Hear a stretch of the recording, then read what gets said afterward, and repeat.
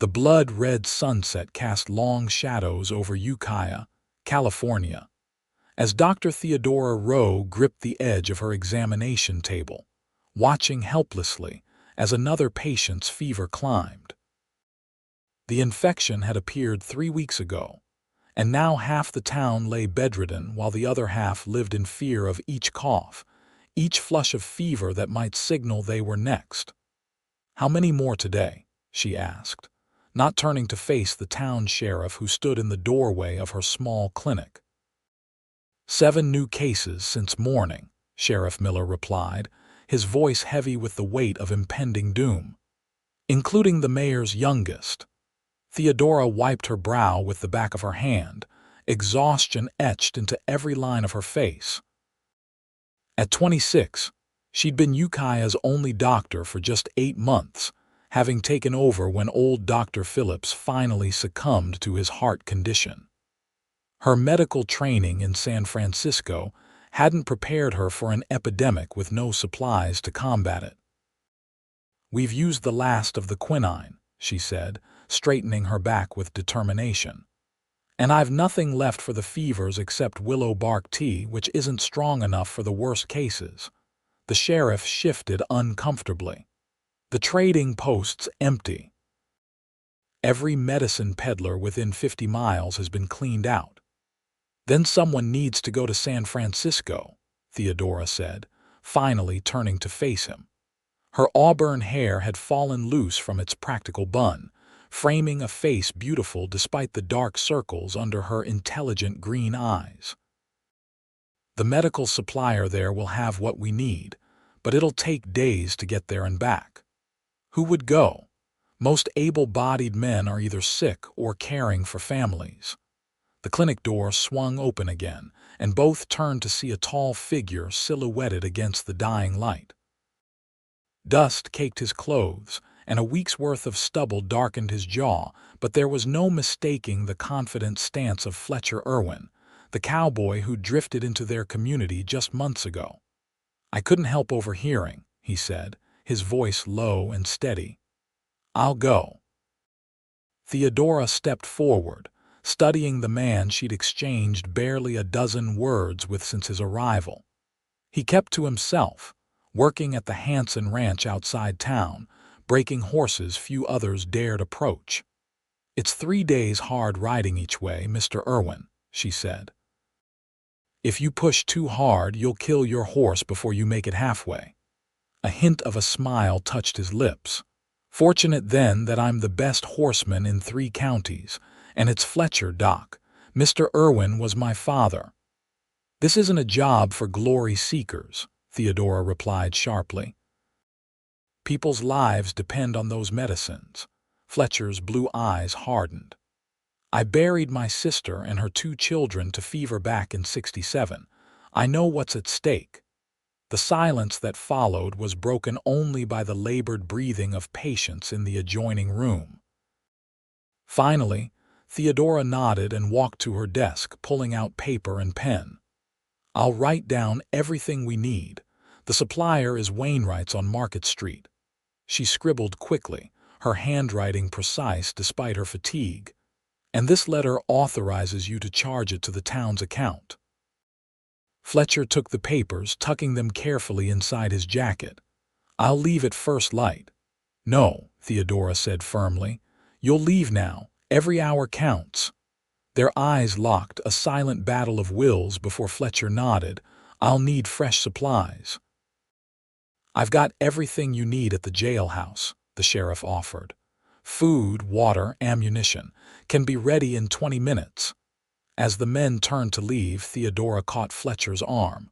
"Why are you doing this? You barely know anyone in town."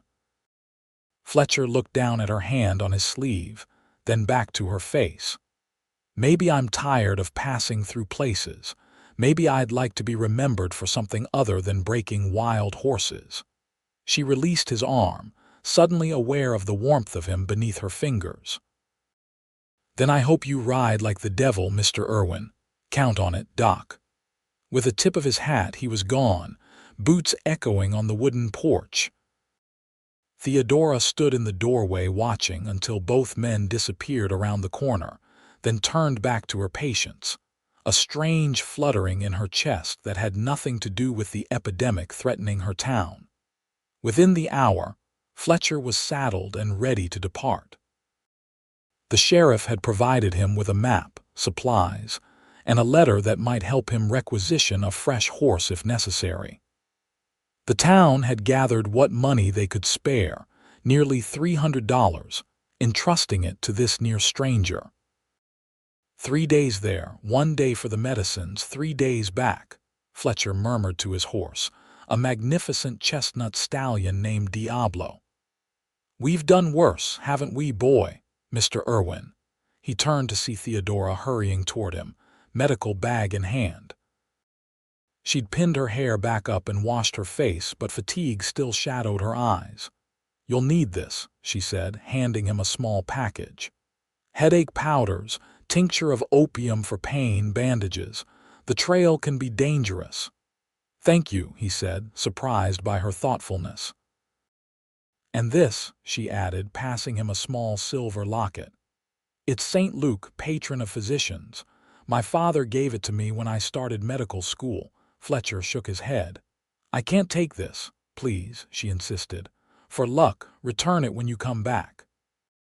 He accepted it then, their fingers brushing in the exchange, and for a moment they stood close enough that he could smell the faint scent of lavender and antiseptic that clung to her. "I'll be back in 7 days," he promised. "Keep counting." With that, he swung into the saddle and urged Diablo forward, the horse's hooves kicking up dust as they thundered out of town. Theodora watched until horse and rider were just a speck on the horizon, then disappeared entirely. "Godspeed," she whispered, then turned back to her clinic where another long night awaited. Fletcher rode hard through the night, pushing Diablo as much as he dared. The moon lit their way through rolling hills dotted with oak trees, the landscape of Central California familiar to him after months working the ranches around Ukiah. By dawn, he'd covered nearly 40 miles, but Diablo needed rest. He stopped at a small stream, letting the horse drink while he chewed on jerky and studied the map. If he maintained this pace, he might shave half a day off the journey. As he prepared to mount up again, he felt the weight of the silver locket in his pocket. Curious, he pulled it out, examining the delicate workmanship. It opened to reveal a tiny portrait of a distinguished-looking man with Theodora's same green eyes. "Your father, I presume," he murmured, snapping it closed and slipping the chain around his neck for safekeeping. The thought of the determined young doctor gave him renewed purpose, and he swung back into the saddle. The second day brought challenges as he navigated the coastal mountain range. The trail narrowed dangerously in places, forcing him to dismount and lead Diablo carefully along precipitous edges. Rain began to fall in the afternoon, turning the path to slick mud and slowing their progress. By nightfall, Fletcher was soaked to the skin and shivering. He found shelter in an abandoned line shack, grateful for the dry firewood stacked inside. As he stripped off his wet clothes and hung them near the small fire, his thoughts returned to Ukiah and the people fighting for their lives. What sort of doctor settles in a backwater town? He wondered aloud, thinking of Theodora's educated speech and confident manner. She belonged in a city with proper hospitals, not a frontier town where half her patients probably paid in chickens and promises. Yet there was something about her dedication that stirred him. Fletcher had spent years drifting from ranch to ranch, town to town, never putting down roots after losing his family. He'd become expert at leaving, at saying goodbye before attachments formed. But that moment when she'd pressed the locket into his hand, there'd been something in her eyes that made him want to be worthy of her trust. "Getting soft in your old age," he muttered to himself, though at 32 he was hardly old. Still, The years on the trail had weathered him, left lines at the corners of his eyes and a wariness in his manner that most mistook for arrogance. He slept fitfully, dreaming of green eyes and fever victims with faces that morphed into his long-dead sisters. Dawn brought clearing skies, and Fletcher pressed on, now descending toward the California coastline. By midday, he caught his first glimpse of San Francisco Bay in the distance, the city sprawling along its shores. Smoke rose from countless chimneys, and even from miles away, he could make out the forest of ship masts crowding the harbor. It was late afternoon when he finally clattered into the outskirts of San Francisco, Diablo lathered and blowing hard after the grueling journey. The busy streets teemed with people of every description: businessmen in suits, Chinese laborers, sailors from a dozen nations, fashionable ladies promenading alongside painted women plying their trade more openly than they'd dare in smaller towns. Fletcher hadn't visited the city in nearly 5 years, and its growth astounded him. New buildings rose several stories high, and the cacophony of construction competed with street vendors hawking their wares. He found a livery stable first, reluctant to leave Diablo, but knowing the stallion needed proper care after their hard ride. "Treat him well," Fletcher told the stable hand, passing over extra coins. "I'll need him fresh in 2 days. Where can I find Market Street?" he asked after settling his horse. The directions led him through a maze of busy thoroughfares until he finally located Wainwright's Medical Supply Company. To his dismay, the shop's windows were dark, a sign declaring "closed" hanging on the door. Fletcher pounded on the door anyway, desperation overriding courtesy. After several minutes, the door cracked open to reveal a bespectacled older man with mutton-chop whiskers. "We're closed for inventory," he said irritably. "Come back tomorrow." "Sir, I've ridden 3 days from Ukiah. They've got an epidemic and their doctor sent me for supplies." Fletcher pulled out Theodora's list and letter. "Please, people are dying." The man, Wainwright himself, as it turned out, hesitated, then sighed and opened the door wider. "What sort of epidemic?" "Fever, cough, rash spreading across the chest. It's hitting children and the elderly hardest." "Sounds like scarlet fever," Wainwright muttered, scanning the list. "Your doctor knows what she's doing, at least. These are the right medicines." Fletcher's surprise must have shown on his face because Wainwright chuckled. "Yes, I know Theodora Rowe. Bright girl. Graduated top of her class despite all the prejudice against female physicians. I wondered where she'd settled." The shopkeeper moved efficiently through his shelves, gathering bottles, powders, and equipment. "This is a substantial order. How do you intend to pay?"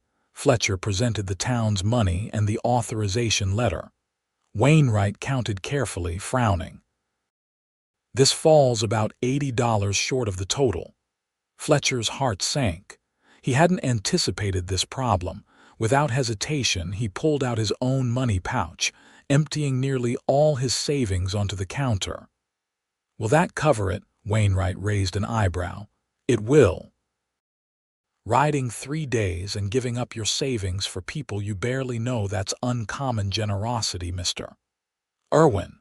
Fletcher Irwin, and they need it more than I do." While Wainwright packed the supplies into sturdy wooden crates and saddlebags designed for long journeys, Fletcher asked about accommodations for the night. "There's a decent hotel 2 blocks over," Wainwright suggested. "But if you're looking to save what money you have left, my wife keeps a spare room for trusted customers. It's nothing fancy, but it's clean."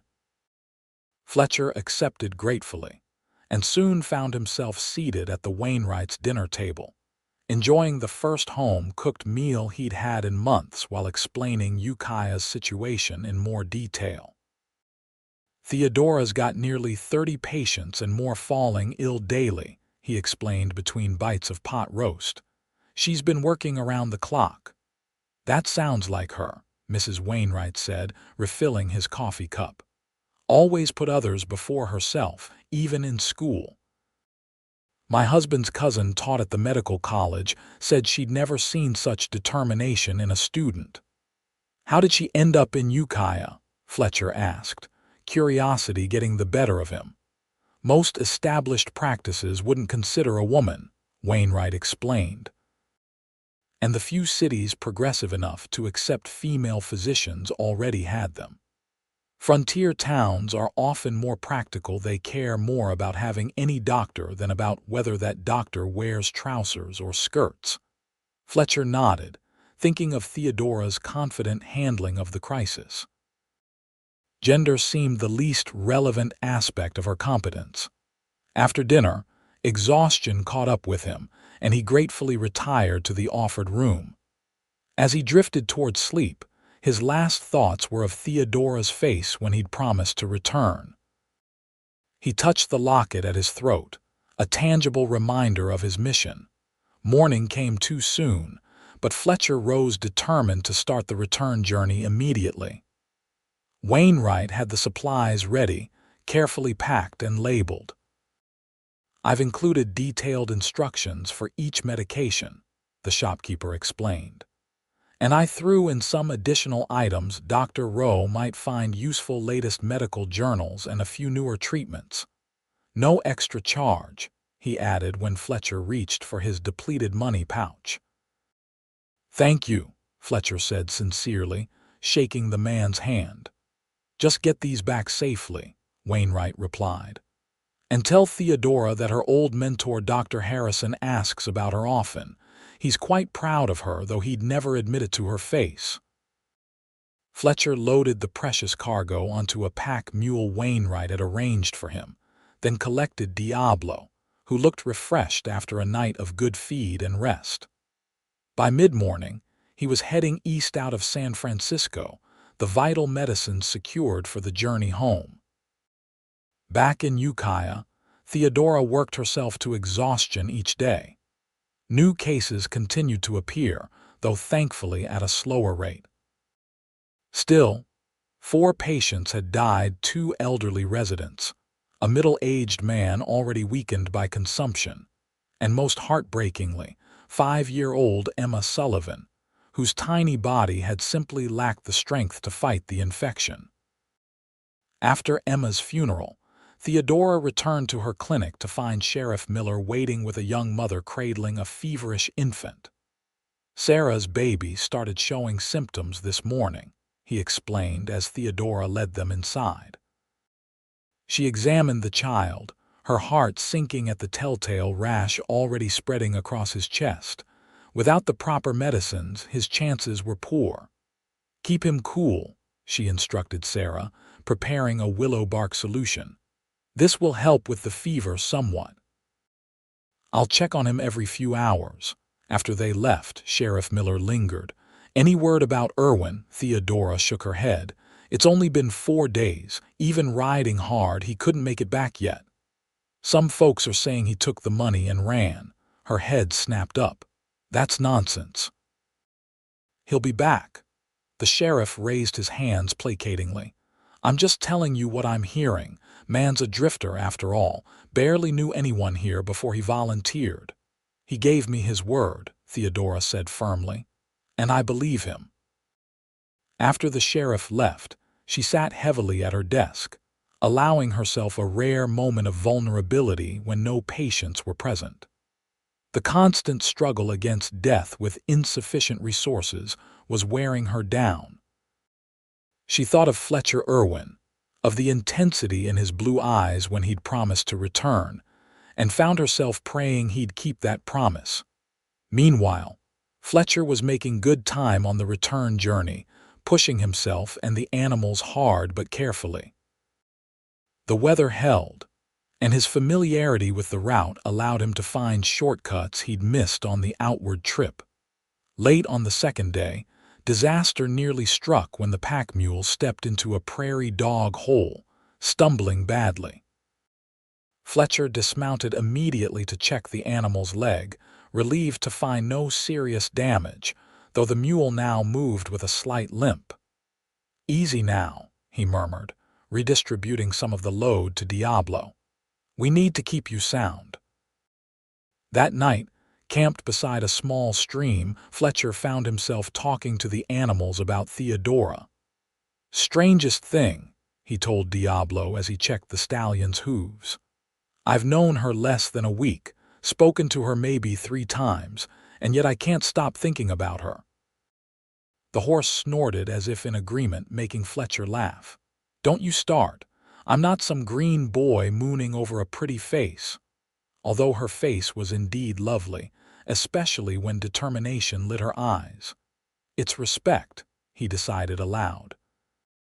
"You don't often meet someone with that kind of dedication." Yet even as he said it, Fletcher knew it wasn't the whole truth. Something about Theodora Rowe had gotten under his skin in a way no woman had managed in years. Perhaps it was her courage in taking on a profession few women dared enter, or perhaps it was the way she'd trusted him, a virtual stranger, with the town's survival. Whatever it was, it spurred him to break camp before dawn, determined to reach Ukiah as quickly as possible.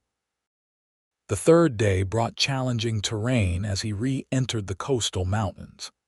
Heavy clouds threatened rain, and Fletcher pushed the animals harder, hoping to cross the most dangerous stretches before the trails became treacherous.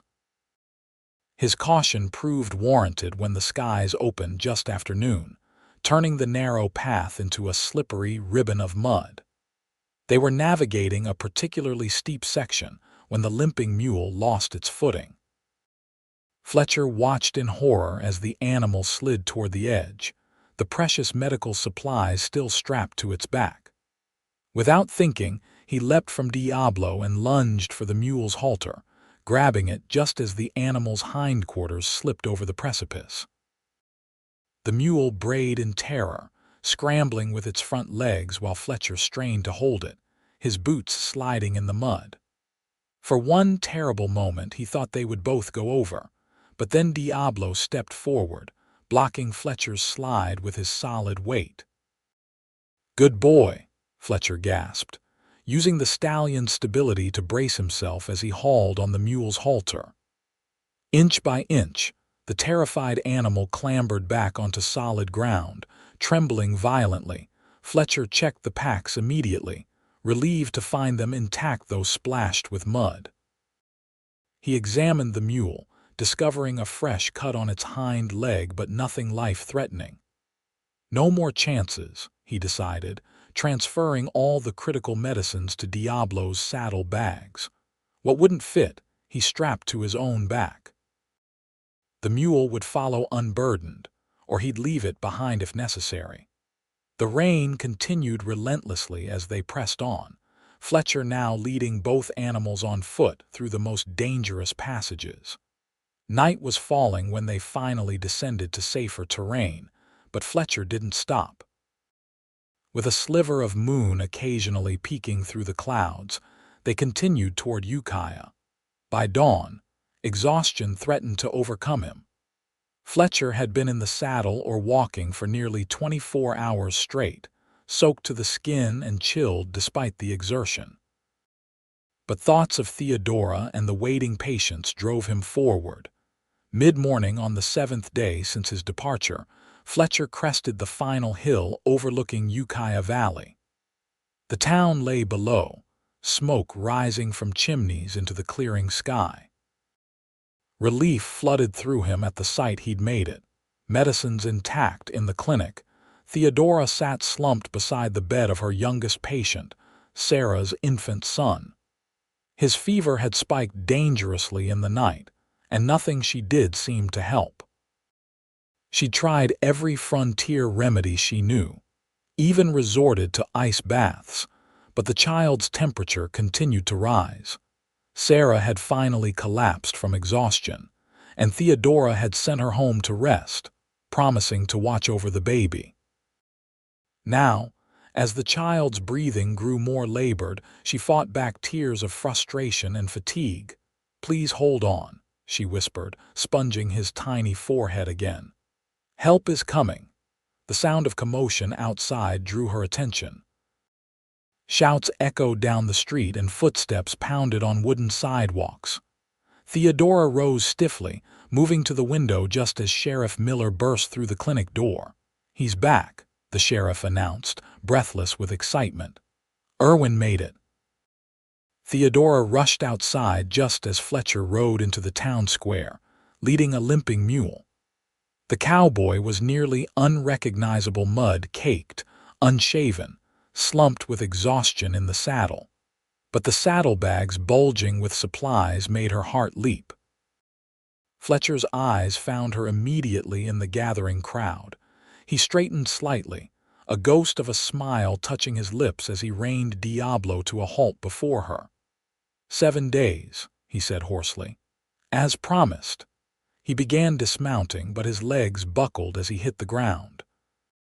Theodora rushed forward, catching him before he fell completely, surprised at her own strength as she helped steady this tall man. "The medicines?" she asked urgently. "All here," he managed. "Wainwright sent everything, plus some newer treatments he thought might help." Relief made her dizzy, or perhaps it was Fletcher's proximity, his arm heavy across her shoulders as she supported him. "Get these inside," she ordered the gathering townspeople, who quickly moved to unload the precious cargo. "And someone see to these poor animals." "Diablo first," Fletcher insisted weakly. "He saved my life." "And you've saved ours," Theodora told him, helping him toward the clinic. "But you need rest before you collapse completely. The patients will benefit more from these medicines properly administered than from you passing out in my examination room," she said firmly. "Sheriff, help me get him to the back room." Once they had Fletcher settled on a cot, Theodora quickly unpacked the medicines, her trained eye scanning labels and instructions. "This is exactly what we need," she breathed, already preparing doses for her most critical patients, starting with Sarah's baby.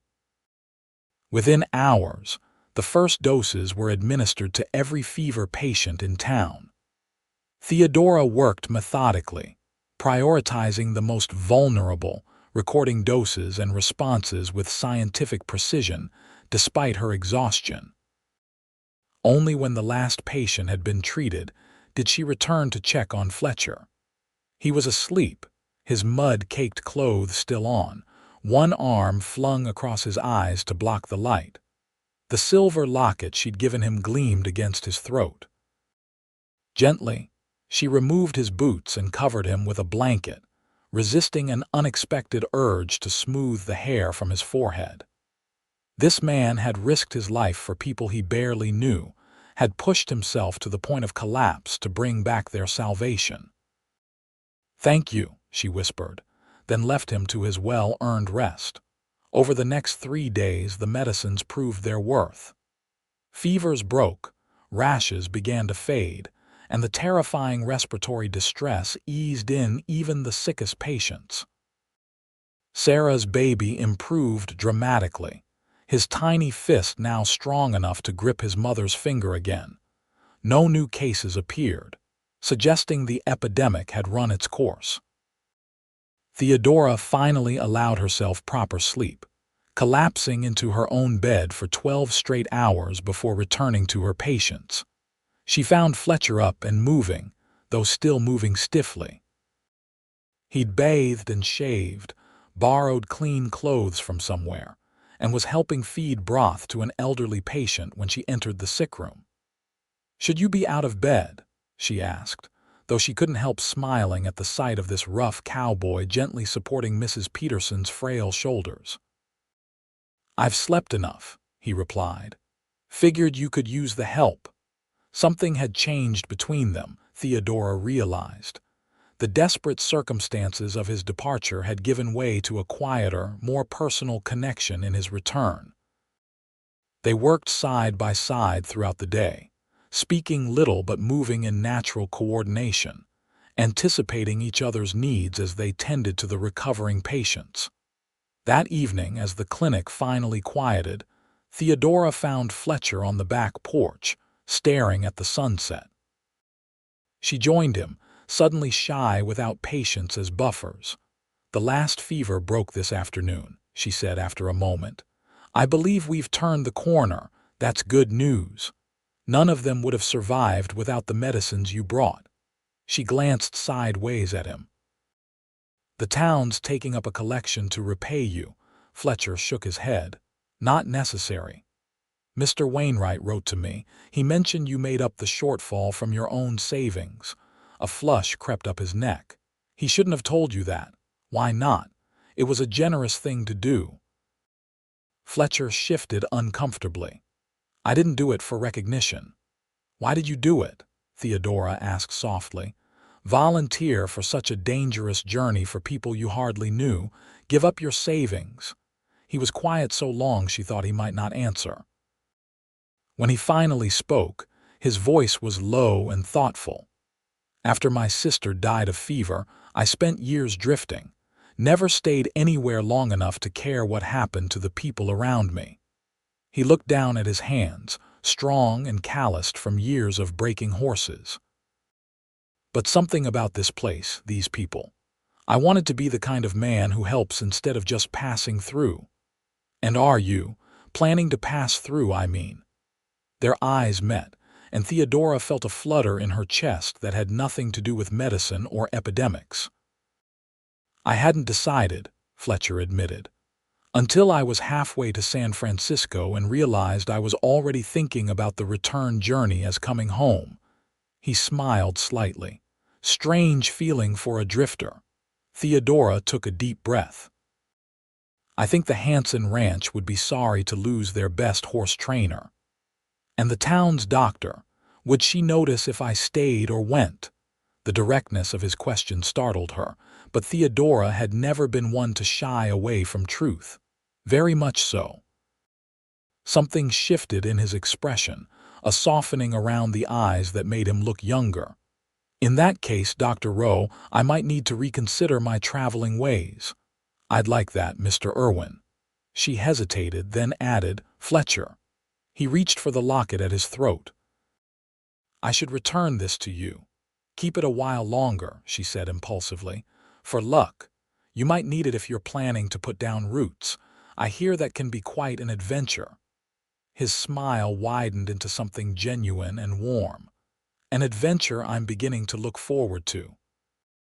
As summer turned to autumn in Ukiah, the epidemic became a memory, though not a forgotten one.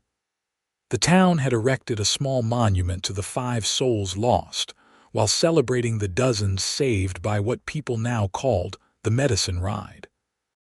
Fletcher found himself embraced by the community he'd helped save. The Hanson Ranch promoted him to foreman, and he used his position to implement new methods of gentle horse training that soon attracted buyers from as far away as Oregon. He and Theodora circled each other cautiously at first, both unaccustomed to the vulnerability of growing attachment. They began with shared Sunday dinners at the town's small restaurant, progressed to rides into the countryside when her duties allowed, and found endless topics of conversation despite their different backgrounds. Fletcher discovered in Theodora not just the dedicated physician he'd admired, but a woman of surprising humor, boundless curiosity, and occasional stubbornness that matched his own. She, in turn, came to know the thoughtful, intelligent man behind his quiet exterior, a man whose moral compass never wavered despite the harshness of his early life. "You never talk about your family," she observed one afternoon as they picnicked beside a stream outside town. 6 months had passed since the epidemic, and winter's chill was giving way to early spring warmth. Fletcher tossed a pebble into the water, watching the ripples spread. "Not much to tell. Father was a Texas rancher, died in the war when I was 16. Mother followed 2 years later. Heart just gave out, doctor said, but I think it was grief. My sister married young, moved to Kansas with her husband. Then the fever took her and her children." "I'm sorry," Theodora said softly. "No wonder you understood what was at stake during our epidemic." He nodded, then turned the conversation. "What about your family? I saw your father's picture in the locket." Her expression brightened. "He's a professor of literature in Boston. Unconventional in many ways, believed his daughter should have the same educational opportunities as any son would. My mother died when I was young, but her sister helped raise me. She was a midwife, which is probably where my interest in medicine began. They must be proud of you. Father is, though he worries about me being so far away." She smiled. "He keeps threatening to retire and move west, but I can't imagine him leaving his beloved Harvard." "Would you ever go back east?" Fletcher asked carefully. Theodora considered this. "To visit, certainly. But to stay, no, my work is here." She met his eyes directly. "My life is here now." The significance of her words hung between them, and Fletcher felt something tighten in his chest. He reached across the picnic blanket to take her hand, her fingers curling naturally around his. "I'm glad," he said simply. 2 weeks later, Fletcher took Theodora riding to a hilltop overlooking the valley. The wildflowers were beginning to bloom, painting the hillsides with splashes of color after the winter rains. "I come here sometimes to think," he told her as they dismounted. "Best view in the county." Theodora turned slowly, taking in the panorama of rolling hills, distant mountains, and the town nestled in the valley below. "It's beautiful." Fletcher watched her instead of the view, admiring the way the breeze played with tendrils of auburn hair that had escaped her practical bun. In the year since he'd first met her, his admiration had deepened into something more profound. A love that had grown so gradually he couldn't pinpoint when admiration had transformed into something essential to his happiness. "Theodora," he said, her name still feeling like a privilege on his lips after months of Dr. Rowe formality. "I need to ask you something." She turned, a question in her eyes that shifted to understanding as he reached into his pocket and withdrew a small wooden box. "I'm not a man of fancy words," Fletcher began, his voice steady despite the hammering of his heart. "But I know what matters to me now, and that's you. You've made me want to be better, to build something lasting." He opened the box, revealing a simple gold band set with a small emerald that matched her eyes. "I love you. Would you do me the honor of becoming my wife?" Theodora's eyes widened, her hand flying to her mouth. For a terrible moment, Fletcher feared he'd misread everything, rushed matters beyond what she was ready for.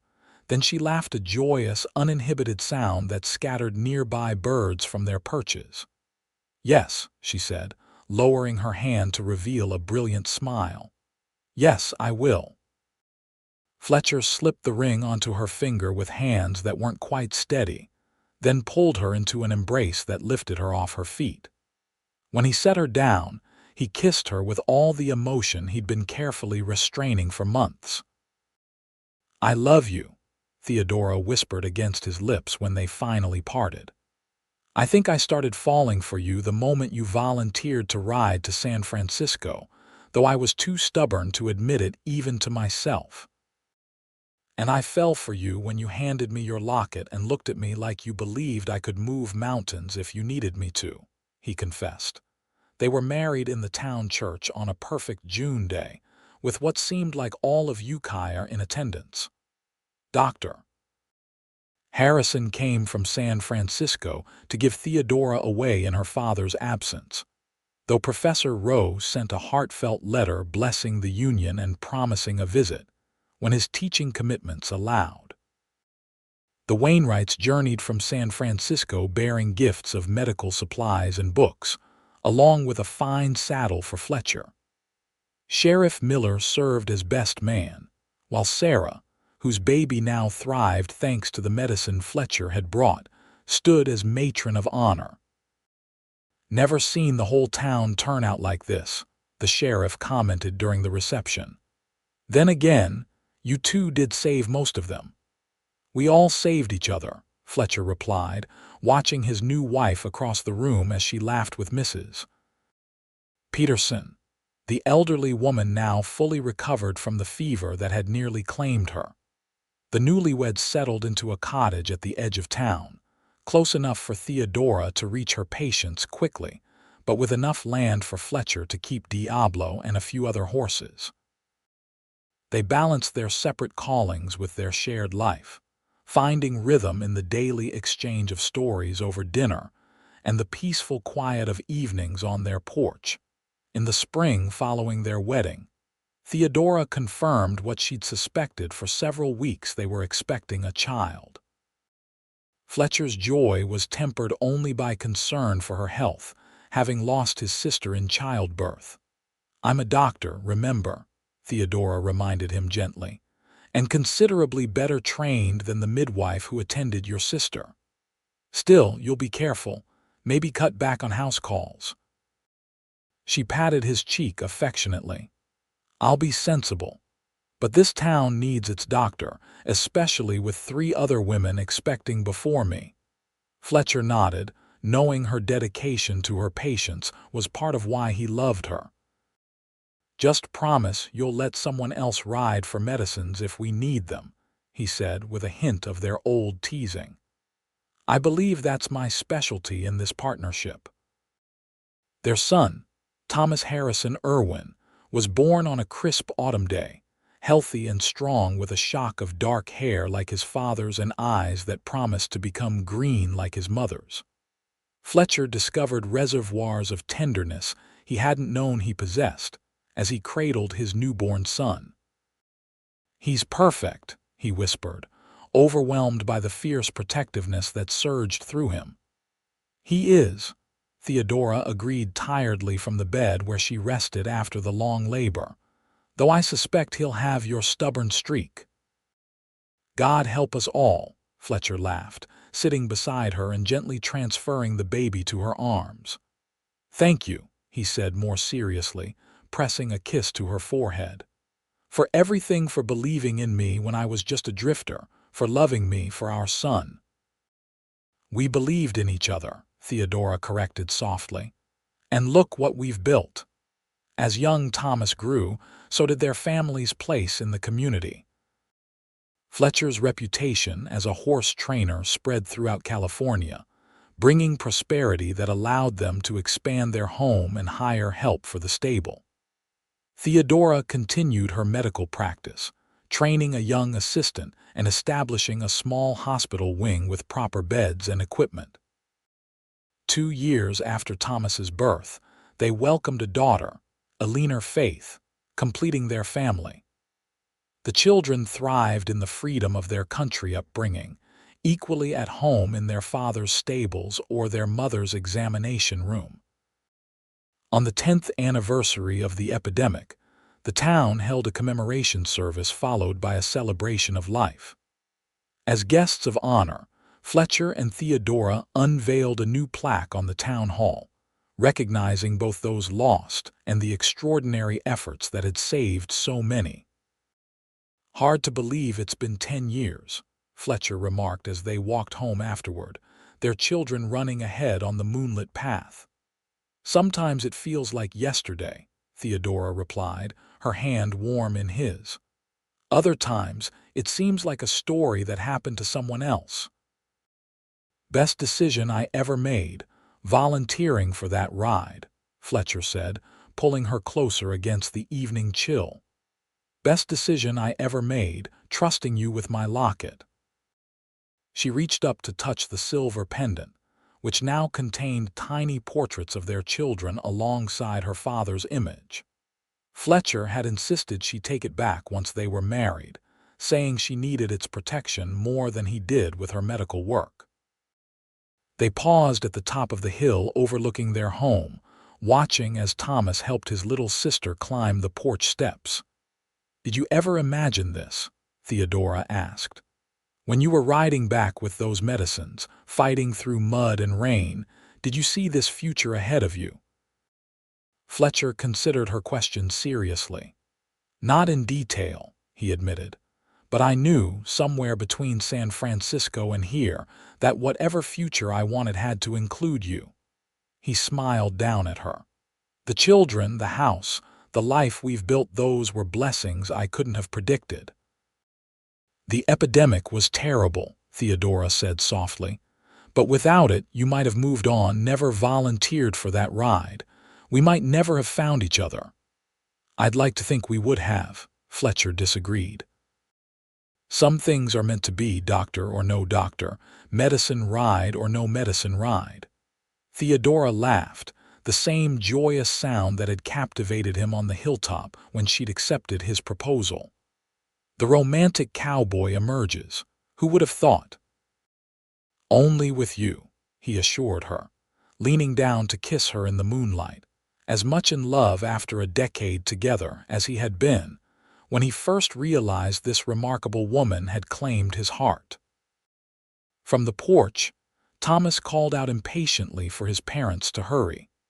Eager for the story his father had promised to tell before bedtime, the tale of a desperate ride for medicine, a brave doctor, and the love that had grown from the darkest days their town had known. It was his favorite story, though he'd heard it countless times before. Hand in hand, Fletcher and Theodora walked toward their home, toward their children, toward the life they'd created together, a life neither had imagined possible until a fever epidemic and a 3-day ride had changed everything. "Race you," Theodora suddenly challenged with a mischievous smile that made her look as young as the day they'd met. And Fletcher, never one to back down from a challenge, especially from his beloved wife, gave chase across the moonlit field, their laughter echoing through the valley they now both called home.